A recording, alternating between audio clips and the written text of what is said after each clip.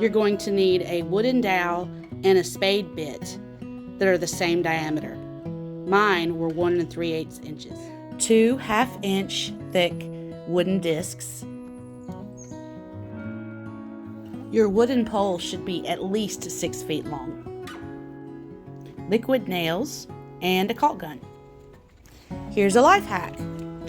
When you're looking for the center of a flat circular object, trace the object with a piece of paper. Then fold the paper in half. Fold that again in half. The very tip of the bottom of that cone will be your center.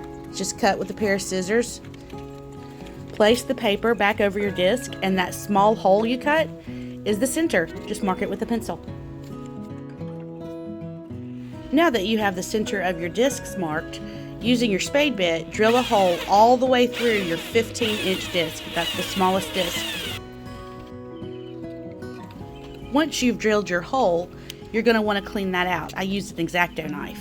You may want to go back with a little sandpaper just to get it nice and clean.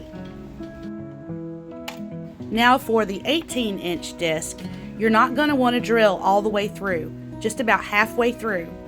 You're going to want that base for the pole to sit in and stay secure.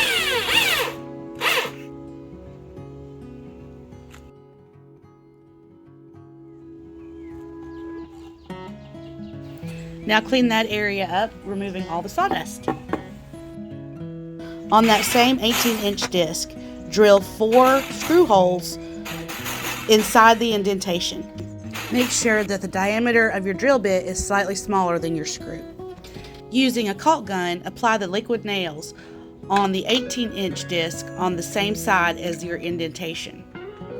Insert your wooden dowel through your 15-inch disc. That's the one that you made the hole all the way through.